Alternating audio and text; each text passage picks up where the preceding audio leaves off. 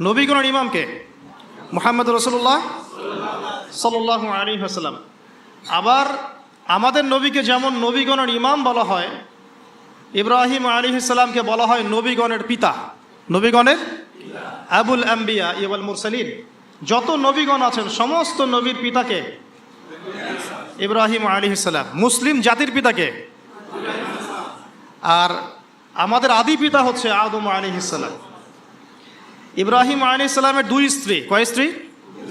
একজনের নাম হাজরা আলাইহাস সালাম, আরেকজনের নাম সারা আলাইহাস সালাম।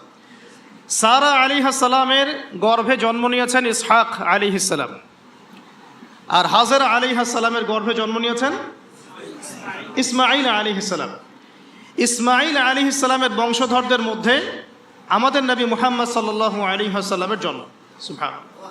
আমরা হচ্ছি বনু ইসমাঈল, আমরা কি বনু ইসমাঈল। আর ইসহাক আলাইহিস সালাম থেকে পরবর্তীতে ইয়াকুব আলাইহিস সালামের জন্ম। ইয়াকুব আলাইহিস সালামের আরেক নাম হলো ইসরাইল। কি নাম? তাহলে এই ট্রাইবগুলো শুরু হলো কোত্থেকে? ইব্রাহিম আলাইহিস সালাম থেকে। এই কারণে তাকে বলা হয় নবীগণের পিতা। আমরা বলি father of nation, father of the nation, তাই বলি না? আর তিনি হচ্ছেন ফাদার অফ আম্বিয়া, নবীগণের পিতা। আর আমাদের নবী মুহাম্মদ সাল্লাল্লাহু আলাইহি ওয়াসাল্লাম নবীগণের নেতা, নবীগণের একজন পিতা আর একজন কি নেতা। তাহলে আমরা নেতার উম্মত। আমরা কার উম্মত? নেতার উম্মতের হাতে এখন নেতৃত্ব নাই। নেতার উম্মতের হাতে কি নাই? সারা বিশ্বের নেতৃত্ব কি নেতার উম্মতের হাতে আছে? নেতৃত্বের কথা বললেই এক শ্রেণীর মোনাফেক আছে, খারেজি মারা শুরু করে। এই মোনাফেকদেরকে নিয়ে বড় সমস্যা। এরা তসবিহ তাহলিল জিকির আজগার নামাজ রোজার মধ্যে ইসলামকে রাখতে চায়, ইসলামকে সমাজ অর্থনৈতিক রাষ্ট্রে নিয়ে যেতে চায় না। কেউ এদিকে নিয়ে যেতে না পারুক, যদি বলেও যে এটা ইসলামের অংশ, তাহলেই ওর অবস্থা খারাপ।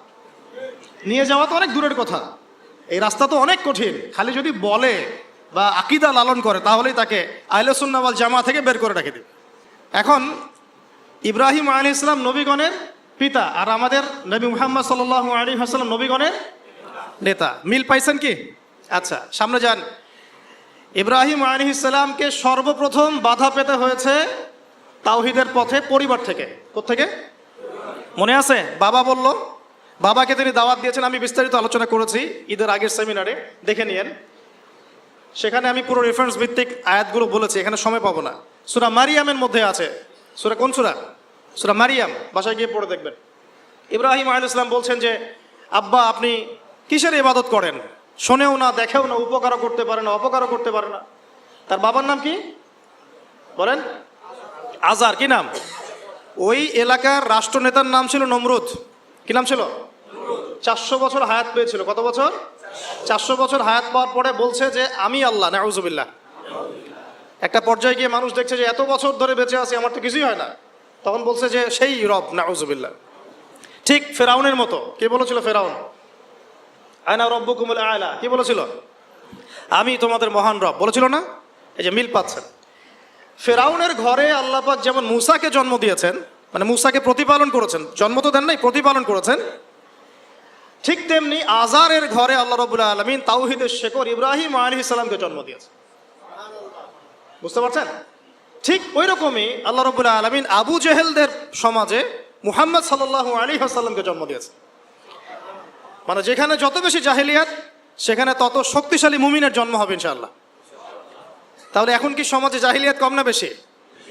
তাহলে আমাদেরকেও শক্তিশালী মুমিন হতে হবে নাকি? আল্লাহ তৌফিক দান করুন।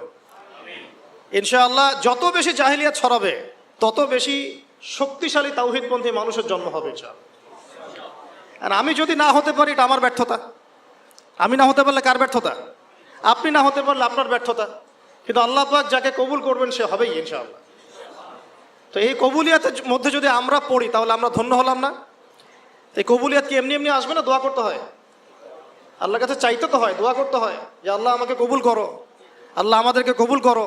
এই শিরক, এই বেদাত, এই হারাম, এই জায়নিস্ট মুভমেন্টের মধ্যে, পশ্চিমা সংস্কৃতির আগ্রাসনের মধ্যে, ফিতনা ফাসাদের মধ্যে আল্লাহ কিছু তাওহীদপন্থী মুসলমানকে তুমি কবুল করো। দোয়া করা যায় না? দোয়া না করলে তো আল্লাহ পাক কবুল করবেন না। আল্লাহ পাক দোয়া করতে বলেছেন না? আল্লাহ পাক তৌফিক দান করুন, আমিন। যেখানে ফেরাউন সেখানেই মূসা, যেখানে আবু জাহেল সেখানেই মুহাম্মদ সাল্লাল্লাহু আলাইহি ওয়াসাল্লাম, যেখানে আজার সেখানে কে? ইব্রাহিম আলাইহিস সালাম। তো প্রথম বাধা পেয়েছেন পরিবার থেকে। বাবা বলল বাড়ির থেকে বের হয়ে যা। ইব্রাহিম আলাইহিস সালাম দাওয়াত দিচ্ছেন বাবাকে, আব্বা আপনি, আমার কাছে জ্ঞান এসেছে, সেই জ্ঞান অনুসরণ করেন।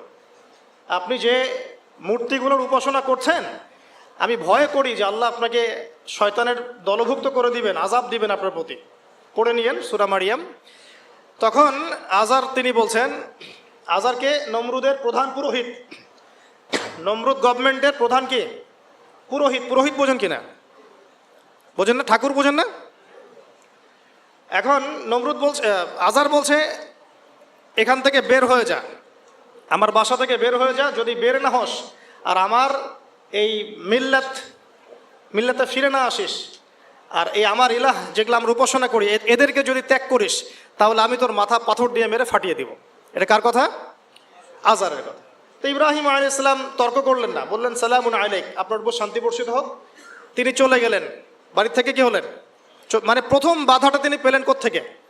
পরিবার থেকে। ঠিক মুহাম্মদ সাল্লাল্লাহু আলাইহি ওয়াসাল্লামের জীবন দেখেন, এই দুইজনের জীবনই পড়ে দেখবেন আগামী 7 দিনের মধ্যে, ঠিক আছে? আচ্ছা, এই ঘটনা মুহাম্মদ সাল্লাল্লাহু আলাইহি ওয়াসাল্লামের সাথেও ঘটেছে। তার আশপাশে আছে আবু জেহেল, আবু লাহাব, উতবা, সাইবা। এরা কারা? এরা কি পর না আপন? এ নিজের বংশের লোক না, নিজের পরিবারের লোক না। ব্যাস, তার সাথে বিরোধিতা শুরু হলো আগে পরিবার থেকে। ইব্রাহিম আলাইহিস সালাম যেমন পরিবারকে আগে দাওয়াত দিলেন, আমাদের নবীও তেমনি আগে পরিবারকে দাওয়াত দিয়েছেন। প্রথমে এসে পরিবারকে ইসলামের দাওয়াত দিয়েছেন। কিছু কিছু মানুষ কবুল করেছে, যেমন খাদিজা রাদিয়াল্লাহু আনহা, আলী ইবনে আবি তালিব, যায়েদ ইবনে হারেসা ইত্যাদি। আবার আবু জেহেল, আবু লাহাব এরা আবার কবুল করলো না, আবু তালেব এরা আবার কবুল করলো না। তো এখানে আমরা বুঝতে পারছি দিন প্রচার প্রসার প্রতিষ্ঠার জন্য আগে পরিবার থেকে স্টার্ট করতে হবে। আগে পরিবারে দাওয়াত দিতে হবে। পরিবার বর্গ যদি লাইনে আসে আলহামদুলিল্লাহ, না আসলে তাদেরকে তাদের জায়গায় ছেড়ে দিতে হবে, নিজের রাস্তা খুঁজে নিতে হবে। ঠিক মুহাম্মদ সাল্লাল্লাহু আলাইহি ওয়াসাল্লামও কিন্তু পরিবারকে দাওয়াত দিলেন, পরিবার কবুল করলো না, তিনি তার পথে চললেন। তিনি কি বসে গিয়েছিলেন? সমাজে দাওয়াতি কাজ চলমান থাকলো। এই যে মিল পাচ্ছেন মুহাম্মদ সাল্লাল্লাহু আলাইহি ওয়াসাল্লাম ইব্রাহিম আলাইহিস সালামের জীবনে। এবার আরো সামনে যান। পরিবারের পরে ইব্রাহিম আলাইহিস সালামকে বাধা দিয়েছিল তার সমাজ। তার কি? সমাজ, সোসাইটি। সমাজের মধ্যে দাওয়াতি কাজ করছেন। সমাজের চলমান যে ধারাগুলো আছে, চলমান জাহেলিয়াত, চলমান ফিতনা ফাসাদ, শিরক, কুফর, এগুলোর যারা তাবেদারি করে তারা ইব্রাহিম আলাইহিস সালামের পথে প্রতিবন্ধকতা সৃষ্টি করলো। কেউ বলছে ওই যে চন্দ্র আমার রব, কেউ বলছে তারা, এই যে তারকাগুলো রব, কেউ বলছে সূর্য রব। হ্যাঁ একবার ইব্রাহিম আলাইহিস সালাম বুঝতে পারলেন যে এগুলো তো আমার রব নয়। তখন তিনি বলছেন ইন্নী ওয়াজ্জাহতু ওয়াজহিয়া লিল্লাযী ফাতারাস সামাওয়াতি ওয়াল আরদা হানিফাও ওয়া মা আনা মিনাল মুশরিকিন ইন্না সলাতি ওয়া নুসুকি ওয়া মাহইয়ায়া ওয়া মামাতি লিল্লাহি রাব্বিল আলামিন। মানে সমাজ দ্বিতীয় বাধা দিল। ঠিক একইভাবে মুহাম্মদ সাল্লাল্লাহু আলাইহি ওয়াসাল্লামকেও দ্বিতীয় বাধা কে দিয়েছে? সমাজ। কি বাধা? সমাজের মানুষ তাকে গালিগালাজ করা শুরু করেছিল। তাকে মোটামুটিভাবে 15টা গালি খেতে হয়েছে। কতগুলা বলেন? কাকে গালি দিয়েছে? আমাদের নবী মুহাম্মদ সাল্লাল্লাহু আলাইহি ওয়াসাল্লামকে মোটামুটিভাবে 15টা গালি খেতে হয়েছে। কাযযাব, মহামিথ্যাবাদী, সাহের, জাদুকর, তারপরে ফারিকুল জামাআ, ঐক্য বিনষ্টকারী, ঠিক আছে? তারপরে আরো অনেক, হ্যাঁ, মাজনুন, পাগল, মাজনুন মানে পাগল, এরকম অনেকগুলো, প্রায় 15টা আমি গুনে দেখেছি হিসাব করে। আর তাকে সারা জীবনে প্রায় 16 বার হত্যা করার চেষ্টা করা হচ্ছে। কাকে? তো এখন যেটা আমি বলি যে ওই যে একটা সমাজে কথা প্রচলিত আছে যে ব্যক্তি খারাপ না হলে কি এমনি তার উপর জুলুম আসে? সমাজে এটা বলে না, লোক খারাপ না হলে কি এমনিই মানুষ তাকে খারাপ বলে? 10 জন যাকে খারাপ বলে সে তো খারাপ হবেই। মুহাম্মদ সাল্লাল্লাহু আলাইহি ওয়াসাল্লামকে 16 বার হত্যা করার চেষ্টা করা হয়েছে। এমনকি মক্কা বিজয়ের পরেও তাকে একবার হত্যা করার চেষ্টা করা হয়েছে। এখন আমরা যারা তাওহীদ মানে ধারণ করব, তাওহীদের আমল করব, তাওহীদের প্রচার করব, আমরা যদি মনে করি যে আমাদের এই পথটা খুব মসৃণ হবে, একদম রেড কার্পেট বিছানো থাকবে, এটা সবচেয়ে বড় ধোঁকা আপনার জীবনে। কখনোই এমন হবে না, কখনো এমন হয়েও নাই, কখনো এমন হবেও না। যদি হয় তাহলে বুঝতে হবে যে আপনি হকের পথে নাই। যদি আপনার আমার গায়ে একটা ফুলের টোকাও না পড়ে, বুঝতে হবে যে আসলে আমরা হকের পথে না, এটাই সত্য কথা, কেউ বলুক আর না বলুক। এই যে ইমাম ইবনে তাইমিয়া রাহিমাহুল্লাহর কথা আমরা বলি, নাম শুনেছেন কিনা? তার উপর যে পরিমাণ নির্যাতন এসেছে এটা আপনি কল্পনা করতে পারবেন না। আর আজকে আমি তারই আকিদা, তার আদর্শের কথা বলছি সমাজে, বাট আমার গায়ে একটা ফুলের টোকাও পড়ে না। তাহলে কোনটা প্রকৃত আর কোনটা কথিত বুঝতে হবে। আবু হানিফা রাহিমাহুল্লাহ বরেণ্য ইমামদের 4 জনের একজন। তার তো টাকা পয়সার অভাব ছিল না, খ্যাতির অভাব ছিল না, নিজের টাকা পয়সা খরচ করে বোর্ড গঠন করেছেন, ফতোয়া বিভাগ, অসামান্য খেদমত ইসলামের জন্য। তারপরেও শেষ বয়সে তাকে জেলখানায় বিষ প্রয়োগে হত্যা করা হয়েছে। তাহলে বুঝতে হবে ইব্রাহিমের পথে যারা চলবে, মুহাম্মদ সাল্লাল্লাহু আলাইহি ওয়াসাল্লামের আদর্শে যারা চলবে, তাদের মতোই তাদের উপর বালা মুসিবত বিপদ আপদ আসতে পারে, আসতে পারে। না আসলে আলহামদুলিল্লাহ, না আসলে আলহামদুলিল্লাহ। কেন বললাম? আল্লাহ পাক চাইলে মুসলিমদেরকে শক্তিশালীও করতে পারে। যেমন সুলাইমান আলাইহিস সালামের যুগে মুসলিমরা শক্তিশালী ছিল, দাউদ আলাইহিস সালামের যুগে মুসলিমরা কি ছিল? শক্তিশালী ছিল। ওমর ইবনুল খাত্তাবের যুগে মুসলিমরা শক্তিশালী ছিল। আল্লাহ পাক চাইলে ওই রকম করেও নিয়ামত দিতে পারেন, আবার এভাবে পরীক্ষা নিতে পারেন। দুটো রাস্তাই হতে পারে। তো বেশিরভাগ ক্ষেত্রে যা হয়েছে পরীক্ষা এসেছে। এখন সমাজ বাধা দিল ইব্রাহিম আলাইহিস সালামকে, একই বাধা মুহাম্মদ সাল্লাল্লাহু আলাইহি ওয়াসাল্লামকেও দেয়া হয়েছে। তাকে গালি খেতে হয়েছে, এই যে পিঠের উপরে উটের নাড়ি ভুঁড়ি চাপিয়ে দেওয়া হয়েছে, তার গলায় চাদর দিয়ে ফাঁস দেওয়ার চেষ্টা করা হয়েছে, উহুদের মাঠে তার দাঁত শহীদ হয়েছে। 3 বছর, তিনটা বছর, 3 ঘন্টা না, 3টা বছর নবী সাল্লাল্লাহু আলাইহি ওয়াসাল্লামকে, সাহাবীদেরকে একসাথে কিছু পাহাড়ের নিচে, ওটাকে বলে শিয়ারে আবু তালেব, এখানে রেখে দেওয়া হয়েছে 3 বছর। Boycott, socially boycott. কেউ তাদের সাথে কথা বলবে না, তাদেরকে খাবার দিবে না, তাদের সাথে বিয়ে শাদী করবে না, কিছুই করবে না। এক ঘরে করা, বোঝেন না? এক ঘরে করা, একদম সোশ্যালি বয়কট। 3 বছর গাছের ছালপাতা খেয়ে তারা থেকেছে, 3 বছর। আমাদের নবীর কথা বলছি, আমাদের নবী, যার আগেও কোনো গোনাহ নাই, পরেও কোনো গোনাহ নাই, যিনি কোনোদিনও নিজের স্বার্থে কোনো কাজ করেন নাই, সব করেছেন আমাদের জন্য। কাদের জন্য?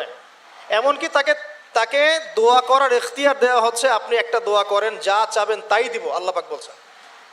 আর তিনি বলছেন এই দোয়াটা আমি রেখে দিলাম, পরকালে আমি আমার উম্মতের জন্য সুপারিশ করবো ইনশাআল্লাহ।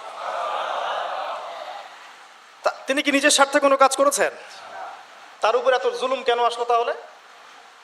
ওই যে যারা ইব্রাহিম আলাইহিস সালামের তাওহীদের চর্চা করবে, মুহাম্মদ সাল্লাল্লাহু আলাইহি ওয়াসাল্লামের সুন্নতের চর্চা করবে, তাদের উপরে এটা আসবে। আর এখানে সুবিধাবাদী ইসলাম পালন করলে আপনার কোনো সমস্যা নাই। সুবিধাবাদী ইসলাম কেমন? মসজিদের সভাপতি হবেন, সুদও খাবেন, সমস্যা নাই। আপনি 5 ওয়াক্ত নামাজও পড়বেন, ঘুষ খাবেন। আপনি রোজা রাখবেন, এদিকে মাশাআল্লাহ যাকাত দিবেন না। আপনি মাঝে মাঝে নফল দান সদকা করবেন, যাকাত দিবেন না।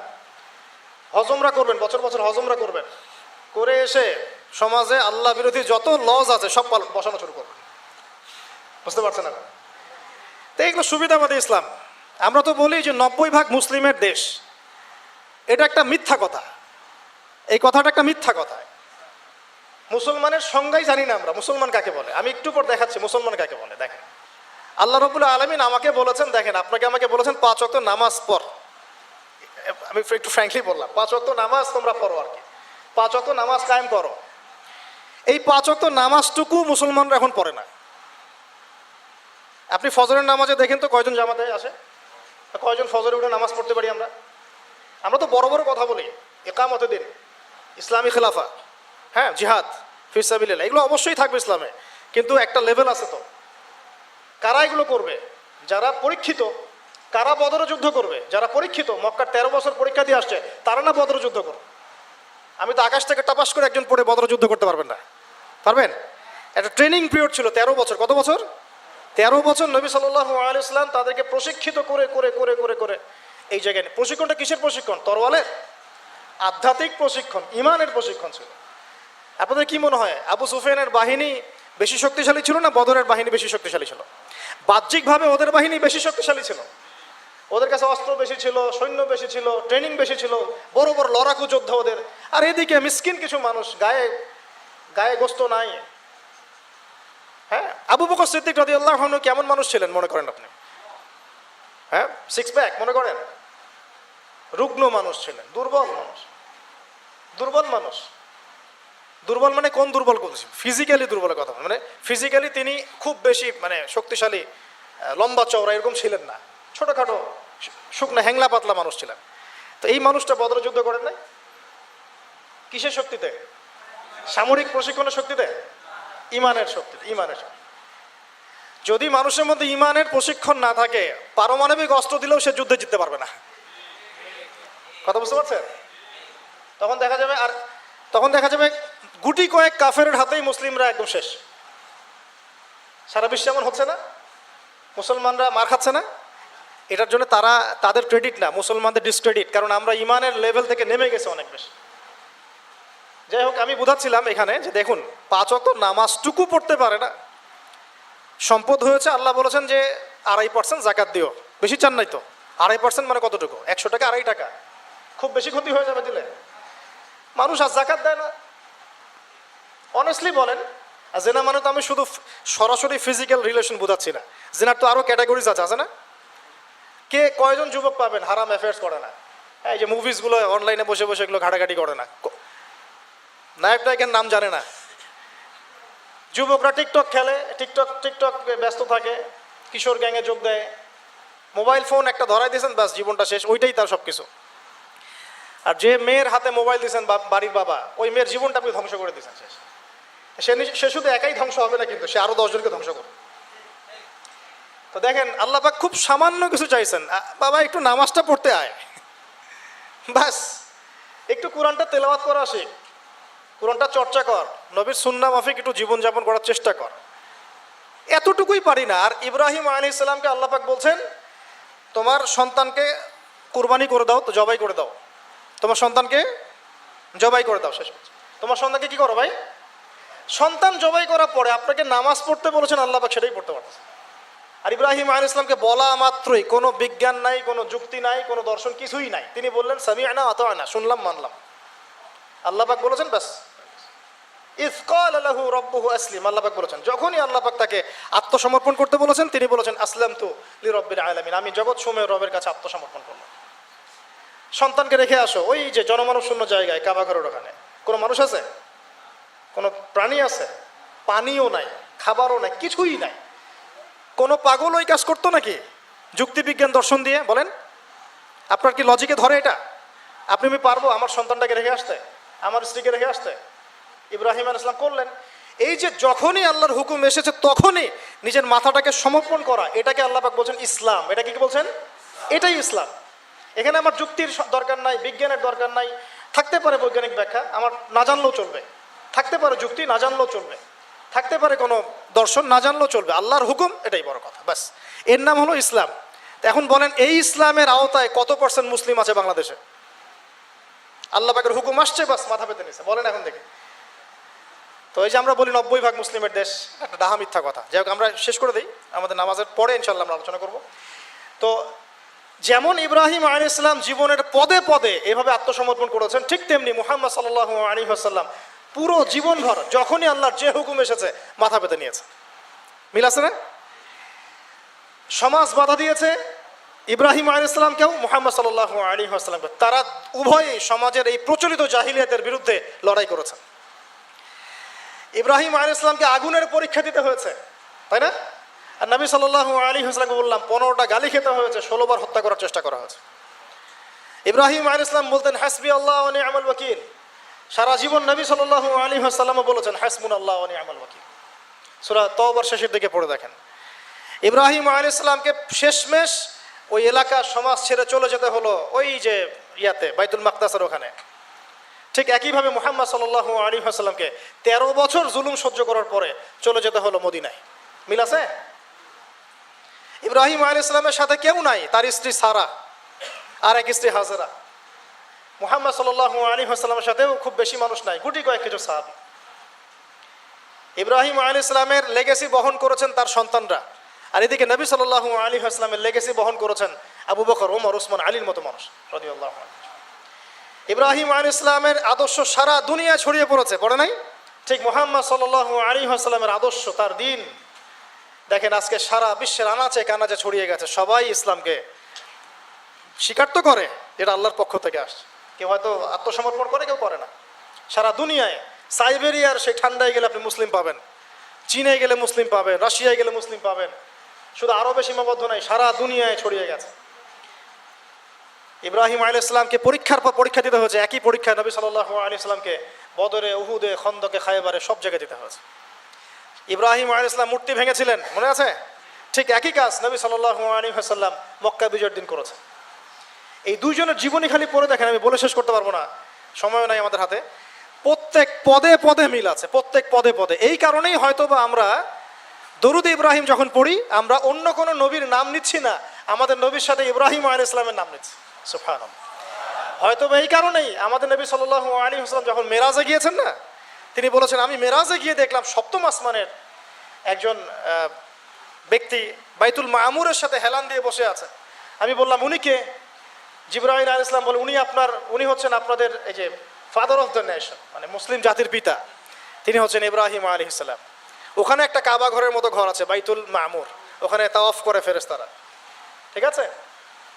নবী সাল্লাল্লাহু আলাইহি ওয়াসাল্লাম বলেন, আমি সেদিন দেখেছি আমার চেহারা আর আমার বাবার চেহারা, মানে ইব্রাহিম আলাইহিস সালামের চেহারা একদম হুবহু মিল আছে। তো এই যে আমরা ঈদুল আজহা পালন করলাম প্রিয় ভাইরা, কুরবানি করলাম, এখানে তো পশুকে কুরবানি করছে। এখানে মানুষ মুসলিম পশুকে কুরবানি করছে না, এখানে একটা পশু আর একটা পশুকে কুরবানি করছে।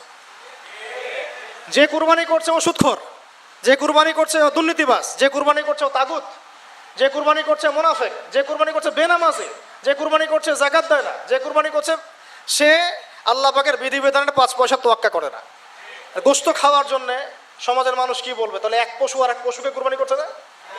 বরং এখানে তো যে জবাই হচ্ছে, যে ইসমাইলের ভূমিকা পালন করছে, এই পশুর চেয়ে অনেক ভালো, অবশ্যই ভালো। আল্লাহ পাক কি বলেছেন? উলাইকা কাল আনআম বাল হুম আদাল, বরং এরা পশুর চেয়েও নিকৃষ্ট। কারা? যাদেরকে চোখ দিয়েছে দেখে না, কান দিয়েছে শোনে না, অন্তর দিয়েছে উপলব্ধি করে না। আল্লাহ পাক আমাদেরকে এই পাশবিক চরিত্র থেকে হেফাজত করুন বলি আমিন। পশুর চরিত্র কি? খাবে, ইস্তেঞ্জা মানে টয়লেট করবে আর সহবাস করবে, এই তো পুরো বস্তুবাদী সভ্যতার এখন এই তিনটাই উদ্দেশ্য। খাবে, কিভাবে খাবে, কিভাবে টয়লেট করবে, এই জন্য টয়লেট করতে গিয়ে টাইলস ফিটিং টয়লেটস, বাড়িগুলো মেসি টয়লেটও বেশি, আর কিভাবে যৌন সম্পর্ক করবে। এই তিনটা জিনিস ছাড়া মানুষের এখন খুব একটা বেশি কাজ নাই। এগুলো পশুর স্বভাব। আর আল্লাহ আমাদেরকে কেন সৃষ্টি করেছেন? যাতে আমরা পুরো জীবনটা আল্লাহর ইবাদতে ঢেলে দেই, পুরো জীবনে আল্লাহর যে হুকুম সামনে আসবে আত্মসমর্পণ করি। আমরা ইসলামের সংজ্ঞা মনে হয় বুঝতে পেরেছি। যখন যে হুকুম আসবে তখন সেটা মাথা পেতে নাও। এই যে এখন জুমার নামাজের হুকুম, ব্যাস কোনো প্রশ্ন নেই, নামাজ পড়তে হবে, প্রশ্ন করার দরকার নাই। একটু পরে আসরের ওয়াক্ত হবে, আজান দিবে, আমাকে এখানে আসতে হবে। কেন আসতে হবে আমার জানার দরকার নাই, আল্লাহ বলেছেন তাই, ব্যাস এভাবে অ্যান্সার দিবেন। কেন ওই যে সেকুলার মহল থেকে, নাস্তিক মহল থেকে কেন কেন কেন